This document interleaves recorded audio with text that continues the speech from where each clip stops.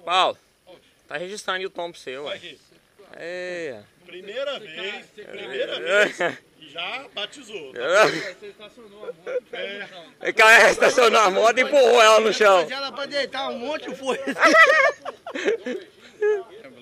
É. Não, ele fez foi cair no chão. Você foi mijar e caiu no chão. Errou o descanso.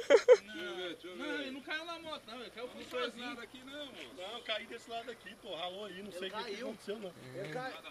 Aqui, ó, tudo arranhado, ó, aqui, ó. Mas você caiu no meio da porra, aqui, ó. Você caiu, não, foi aqui em cima da Aqui, olha aqui também, ó. A vaca saiu correndo. A minha mão tinha um arranhão. A vaca saiu correndo. Uai, sabe aquele monte de capim assim? Eu fui perdendo, não deu pra fazer a curva, eu fui, aí saiu um pouquinho, eu fui. Aí daqui a pouco tinha uma valinha assim, ela caiu. Esse é o Paulo, trabalha na Embaixada Brasileira. Um pouco de pecado, a mão tinha um arranhão. Cedo, o cabelo tá no olho. Aí, agora saiu. Não, cara, mas eu me quebrou não. Eu tô muito feliz.